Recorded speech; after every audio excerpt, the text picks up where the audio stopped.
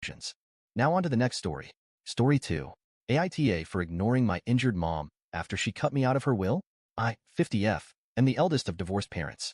My father is happily remarried with more kids, but my mother stayed single and relies on me and my younger brother, 45, to come help her out in her retirement village regularly.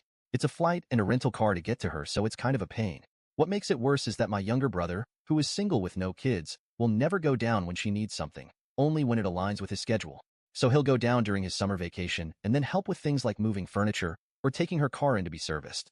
However, if it's an emergency of any kind, it's all on me. I'm married with kids in school and a decent career and a side gig, but all hell breaks loose if I don't go. Passive-aggressive texts, relatives pestering, etc. When I ask if anyone else could step in, the answer is always, but you're the one she wants. How big a deal can this be? This woman is the most accident and illness-prone human you'll meet. And it's all for real. In the last few years, it's been a head-on car collision, cancer twice, another car accident, T-boned, and pneumonia. She wasn't like this growing up, just since retiring. So even staying the least amount of days, to the point of having to go back once when the caregiver I found flaked. I've burned through PTO, cashed in savings, left the kids to have milestones without me. And usually when I'm with her, she talks on and on about my golden brother. See how he hung that new picture when he was here? He's so handy. Annoying as hell, but I've had a lifetime to get used to it. Some months ago, I found out by accident that except for some small amounts for my kids, she's leaving everything to my brother. It will be a decent amount, $250,000. I was so perplexed and admittedly hurt. She refused to talk to me about it, hung up on me and ignored texts, so I was stuck trying to figure out what I did to make her decide to do this. Eventually, one of her siblings told me that it was to ensure my brother can retire comfortably. He's always worked low-wage jobs. However, he has few expenses because he lives completely free with a wealthy relative who has a large home that he will also be inheriting. Recently, she had another accident and called me to help. I got the call from the hospital and then her rehab center because even though my brother is her medical POA, I'm always the name and number she gives out. When I didn't say I'd be coming, she sent texts complaining of how hard it is to not be able to drive or do many things and push for my travel plans. My love for her and care for her was never based on money. She's my mom, but I ended up telling her I couldn't come down. I couldn't bring myself to do it. I know she's in pain and struggling. I know that her siblings and friends are too old and too far to be much help.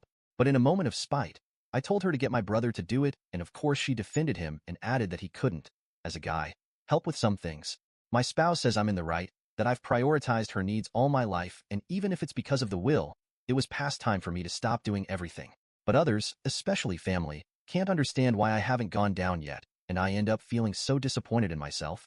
Mom sends me, woe is me texts about how she will manage without me even though everything's a struggle. The injuries are legitimately difficult. Now she's sending texts about how she understands I'm too busy, and she'll call the youngest of her siblings, 67F, if she has to. Now on to the next story. Story 3.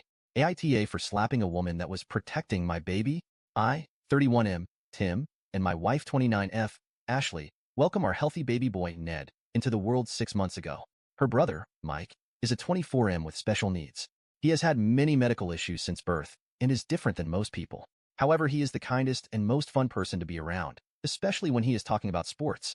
When Ned was born, Mike was very hesitant in holding him, but was very curious about him. This last month, Mike actually wanted to hold Ned. My wife and I were thrilled. We do have rules in place for him holding Ned, but Mike likes the rules. Mike needs to be sitting down and my wife, Mike's parents, or I need to be around. This is mainly in case Ned gets fussy, we can take him from Mike, so he doesn't get overwhelmed. A week ago, Ashley's cousin Don's daughter Lily graduated high school and was throwing a party with her best friend Anna. We know both of the girls and wanted to go celebrate with them. Mike wanted to come, but his parents didn't, which was totally fine, and we brought him. Ashley was on an outdoor patio couch talking with Don while I had Ned. I was talking to a coworker that happened to be a friend of Anna's family. Mike came up and asked to hold Ned, which we went over to Ashley and he sat down. I gave Ned to Mike and asked Ashley if she needed a water since I was going to grab a beer from our cooler. I went to get the drink and was talking with my coworker when a woman, Karen, started screeching saying, "He shouldn't be touching that baby." We live in a place heavily influenced by certain religions, and she was saying how someone like Mike shouldn't be holding babies. She was screaming that Mike would drop Ned and hurt him, and how is everyone just ignoring it? Ashley asked the woman to stop yelling and stood up standing in the view of the Karen for Mike. She was telling Mike he was fun, but the woman kept screaming that he was going to hurt Ned. This got Mike flustered, in turn made Ned start to cry. Ashley took Ned from Mike, who instantly was covering his ears. I started heading towards them when Ashley was asking the woman to stop and leave them alone. Karen responded with, "How could a mother let an abomination from God hold onto an innocent baby? He's going to hurt the baby now and in the future." As she is yelling, she was getting closer to my wife and pointing at Mike over and over. Before I reached her, my wife turned and slapped the woman across the face. Karen stopped yelling for a moment, and I came up and took Ned from Ashley. Some man came over and grabbed the Karen who was freaking out that Ashley had hit her. Ashley told Karen if she keeps yelling that she would give her a black eye to go with the handprint on her face. Don was able to help get the Karen away from us. Ashley had to lift Mike off of the couch and guide him to the car so we could leave. I grabbed Ned's stuff and went to the car where Mike was crying and apologizing for hurting Ned. Ashley was crying and telling him he did nothing wrong. I drove to my in-laws and told them everything. Mike was able to get into a therapist the next day and has been going every day. In the middle of the week, my wife went to talk with Lily, and Anna happened to be there as well. Ashley felt bad that their party got ruined, and Anna was apologizing that her aunt did that. Ashley had gotten the girls' massage certificates to apologize and help them celebrate going into college. Anna tried not to take it, but my wife insisted. It wasn't Anna's fault that the adult Karen acted the way she did. Currently, Mike is still going to therapy, but the therapist said an event like this can take some time. He will come around Ned and is happy to see him, but won't ask to hold him. If you ask Mike to hold Ned, he will quickly say no and leave the room. Taking some commenters' advice, we are going to try just hanging out with Mike on a blanket on the floor with Ned to see if it helps him be more comfortable. Karen has found Ashley on social media and has messaged her along with some friends and family.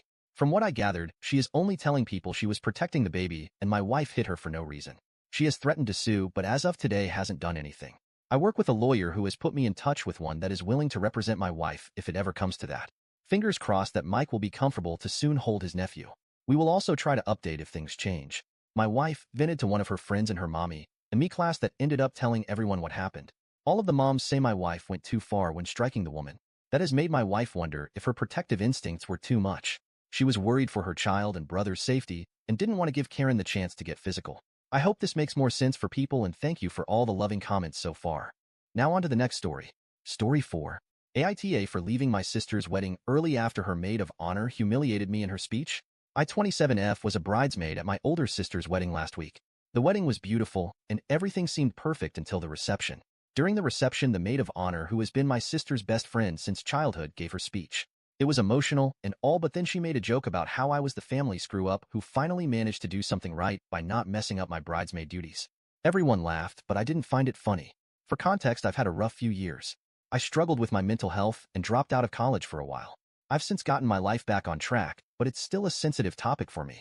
Hearing that joke in front of all our family and friends wasn't funny at all. My sister's best friend and I never really got along, but still I never expected something like this from her. Especially the day wasn't about me at all, then why bring me up in the speech? I tried to stay composed, but I felt the tears coming, so I quietly left the reception and went outside to collect myself. My sister followed me out and asked what was wrong. When I told her, she said it was just a joke and she meant nothing bad. I tried to go back inside, but I just couldn't, and I ended up leaving the wedding early. My parents understand why I was upset, but my sister is angry with me. I do feel terrible for leaving, but I also feel like I had the right to feel hurt and humiliated. Edit 1. I said nothing at the moment because I didn't want to cause a scene on my sister's special day. And I can't reason with her right now because she will just ask me if I haven't been taking my meds lately. That's what she does when she's angry with me, so I'm giving her some time to maybe realize how her best friend's joke was out of line. Edit 2. Someone asked me if my sister's best friend and I argued before / did I give her a reason to do this. My sister's best friend and I never went past high. She told me before, few years ago, that she, in general, doesn't feel comfortable around someone struggling mentally because in her head God only knows what they're capable of. Since she said this / to this day, I just try to avoid her. Update. My dad called to check up on me and see if my sister and I had talked things out. When I told him no, he said it's better if we talk about it now and assured me that I have nothing to apologize for. If my sister thinks she has nothing to apologize for, then the least she can do is make her best friend apologize or fully realize that the joke was out of line. By the way, my brother and I met 4 days ago, and he told me that Bill, my sister's husband, didn't like the way the MOH called me a screw-up in front of everyone, and some of those who laughed voiced later that they did so out of nervousness. On Monday, my sister called me to talk. When I made it to her place, her best friend was on the phone and didn't put it down for a second. My sister started by saying that just a few years ago I would have laughed hard and not taken the joke as an insult. I told her maybe some laughed because they don't know the reason she called me a screw-up. For context, when I was 16 something happened, and that's why I struggled mentally really badly between 16 to 18. When I was 17, I was diagnosed with PTSD and later with depression and anxiety. Since then, I don't like it when someone touches my head, especially my hair and the back of my head / neck. My sister knows everything. During our conversation, my sister did most of the talking. At some point, I felt like my sister had called me just to blame me again without trying to understand my perspective. When I tried to talk, she put her hand on the back of my neck and pulled me toward her with each sentence as if to say, "Do you understand?" Or, "Okay." I hated it and felt irritated. I honestly kept thinking, if I pushes her away, would I be in the wrong? Would they just call me mental and tell family I got physical? I tried to leave, but she insisted that no one was leaving until we sort this out. She told her best friend to just apologize. She refused and reminded my sister that I was the reason her husband got angry at her on their wedding day because I couldn't take a joke, and when I tried to explain why, I told her if she had focused her speech on the bride/groom, then maybe he wouldn't have had a reason to be angry. She refused to listen and brushed my words off. She said, "Yeah, whatever. Sorry." I was glad it was finally over, and as I was about to leave, I heard her say, "Can't take a joke that everyone knows is true." Both of them laughed, but my sister stopped mid-laugh and apologized. I didn't say anything and left. I think I've had enough. I know I've had a few rough years. I dropped out of college for a while, fine, but I've since gotten my life back on track. My parents helped me through it all and never made me feel like a burden. At first, I was on some strong meds that made me feel tired/sleepy most of the time. After a while, I started to feel a little better with therapy and my family's support. During that period, it was me, my parents, and my brother. My sister was 3 hours away for a job and used to visit sometimes and would often bring her best friend along with her. Looking back, I don't want to say she hates me, but I know she felt ashamed to have a family member struggling with mental health issues. I don't know how to explain this. I've made up my mind and decided to go and see for now. If my parents and my brother, who were there when I was going through it all, never made me feel that they're ashamed of me, then why would she? I'm still on some meds but feels much better than before. I have a stable job, my own place, and friends who loves me for who I am. I can say I'm proud of myself a little. I love my family to death and tried to maintain a relationship with my sister all these years, but I'm trying to improve myself, not constantly be reminded of what I was a few years ago. Now on to the next story. Story 5. AITA for feeling my wife of 25 years has essentially taken away my chance at ever having offspring and probably doesn't love me. As the title says, I am 44, always planned on having kids with my wife, F43. We have a video we recorded together for our future children when we were younger.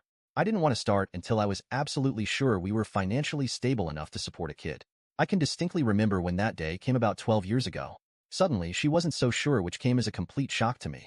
After much conversation, she agreed I'd make a great father, and we could finally stop using condoms. Yes, they were always required prior to that. Now it seemed like she started keeping track of her cycles, but I think we only tried, on the proper day, once or twice in a 2-year period. I feel like the keeping track she did was to make sure we didn't do it on those certain days. So here's where stuff gets really messed up. Spurred on by our dog's coming demise, I started researching why we never ended up having kids and came across some texts during that same time period where she had a 2 to 3 year affair. It was the guy that actually broke it off with her in the end because he knew she was married and didn't want to be a homewrecker. This made her intensely angry at me for 2 years. I had no idea why she was so mad. Honestly, now I wish she would have left me for him, so I could at least have a chance at finding a woman that truly loves me enough to have our baby. Did I mention that she cut me off of all sex since the affair, while still being intimate with him for over another 6 months? And it'll be 10 years this August since we made love. She claimed it was due to pain, but never went to doctors about it. Not even a handy on my birthday, no matter how many times I asked. Only recently after all this did we finally figure out what may be the worst part of this. She has bad CPTSD from childhood, which was erroneously attributed to agoraphobia and social anxiety for over a decade. So I have 2 choices. 1. Stick with the women I've loved for over 25 years and help her recover from the CPTSD. 2. Find a woman who loves me, and I love her, enough to have kids in very short order. Edit. Well, I had no idea this post would get so many replies. Thank you, kind Redditors, for reinforcing what I figured you'd all say. Sigh. I'll read all the messages and reply when I'm back home in a couple of hours. Edit 2.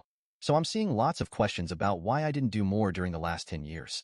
I've answered some of that in the comments, see below, but I think it's important I point out that I was trying to fill that hole in my heart for kids with pets. We lost our 12-year-old cat summer before last, and our 8-year-old shepherd needed surgery pregnant with our second baby. We live in a major city, and his mother lives in a suburb 45 minutes north of us. Her doctor works out of a hospital located downtown in our city, and my MIL will often stay over at our place after her appointments instead of driving back to her home, as her appointments usually end right around when rush hour begins. Yesterday was one of these days. She went to have some labs drawn at the hospital, and then came over to our home when I was just about done cooking dinner. My husband was at the gym. I had a long day yesterday. I felt absolutely exhausted from pregnancy and chasing my toddler around all day. We were running low on groceries with not a lot of dinner options, so I was planning to make a really easy dinner of spaghetti with frozen meatballs. But when I went in the kitchen to start cooking, I realized that we were actually out of the meatballs I thought we still had. It was too late to go to the store to get something else to make. My kid was already acting hungry, and I was starving and exhausted. So I just thought, well, I guess we don't need to have protein with every single meal and made the pasta without meatballs. When Maya Mael saw me putting my son in his seat and serving him his food, she said, "Just pasta?" And I said, "Oh yeah, I totally forgot I used up all our frozen meatballs until I was already cooking, so it's a meatless dinner night." And she said that she wished I would have texted her, and she would have grabbed me meatballs from the store on her way so that her grandson and her grandbaby-to-be could have a real dinner. This really irked me as his meal was a real dinner, and it's not like I don't serve him protein. He had protein with breakfast and lunch yesterday. I also don't like how she referred to her grandbaby-to-be getting a real meal as I'm pregnant, and so it's obviously me who has to eat in order to nourish the baby. It's me that's not getting a real meal, according to her logic. It made me feel like she sees me as some kind of vessel and really made me mad. I told her that maybe she's uneducated with how much protein humans actually need, and there's nothing wrong with our dinner.